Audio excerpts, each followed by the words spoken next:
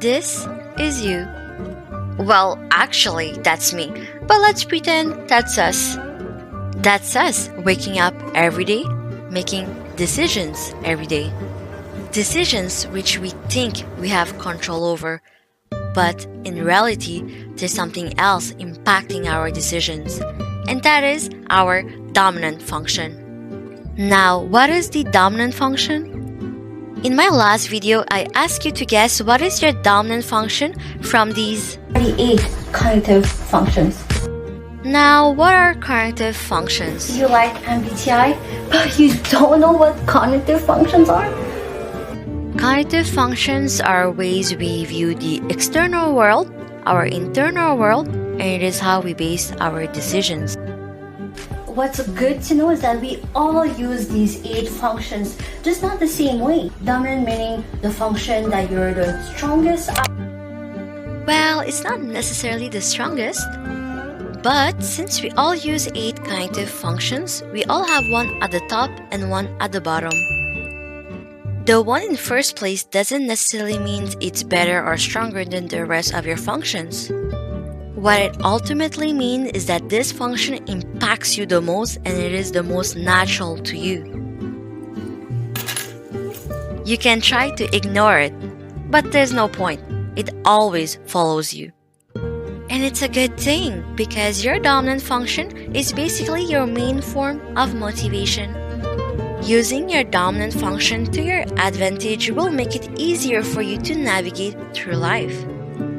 How? Well, imagine you want to go to the gym.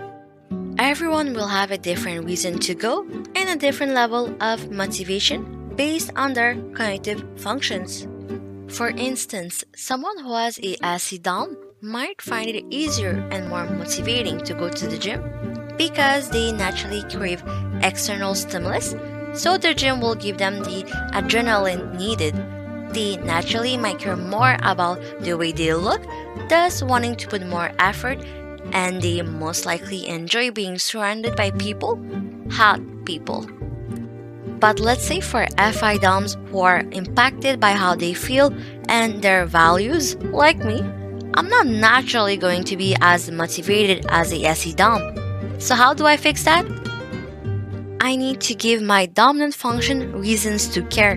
Like I low-key need to gaslight it. I need to think about my values and how I feel. If I care about being a healthy person, the more I care about that, the more I'll want to make it happen. If going to the gym makes me feel good, the more I'll want to do it. This reasoning applies to everyone and their dominant function. TI DOMs. Things need to make sense according to your inner logic. If me plus going to the gym equals 4 bitches, I need more bitches. If that logic makes sense to you, you'll want to go. If that logic does not make sense to you, you won't want to go. So you need to find something that will make sense to you in order to go to the gym.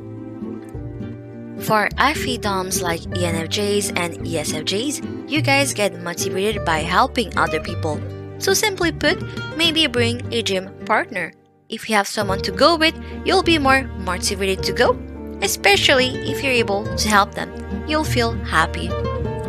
For NI DOMs like INTJs and INFJs, you guys are motivated by having a long-term goal. Going to the gym without a goal behind it will make you inconsistent. But let's say you have a long-term goal, like I don't know, becoming a boxer. You'll be more motivated to go to the gym in order to reach that specific goal. So my advice for you is to find a long-term goal that will make you motivated to go to the gym. For any DOMs like ENFPs and ENTPs, you guys are motivated by new ideas. My advice for you is to always do something different, because always doing the same thing will become redundant and not motivating. So literally go to the gym without a plan, improvise a workout, or bring a friend for more fun. For DE DOMs like ENTJs and ESTJs, you guys are motivated by achieving things and by being structured. My advice for you is to start your day with your workout, That way, you'll instantly feel good by having achieved something and by respecting your schedule. For SI DOMs like ISFJs and ISTJs, you guys are motivated by having a stable routine. You guys also enjoy taking care of your body and learning things. If you guys aren't going to the gym already, what the are you doing? To make it easier to integrate it into your routine, if you go to school every day and there's a gym at the school, why not go? Find something familiar to you to ease you into a new habit. Your dominant function can also apply in other areas, like as to why you can get upset. FI DOMs, my feelings are hurt, my values are being criticized. FE DOMs, you're hurting people. TI DOMs, it doesn't make sense. TE DOMs, what you said about me are not facts. SE DOMs, you crush my reality. SI DOMs, you're making me feel out of my comfort zone. NE DOMs, you aren't being open-minded. NI DOMs, I'm losing focus. Alrighty, to recap, to be able to take control of your life, you need to learn what your dominant function is. Once you learn it, be actively conscious of how it affects you. Once conscious, you'll have more control over the decisions you make. Once you have more control, you'll be able to make more favorable decisions. More favorable decisions equals happier lifestyle. Your dominant function is also called leading function for a reason. Learn to use it and it will lead you to success. Lastly, I challenge you to notice how your dominant function impacts you and your surroundings and come back to me and let me know. In my next videos, we'll be talking about the titles of your other functions. Stay tuned. Thank you for watching and don't forget to like and subscribe.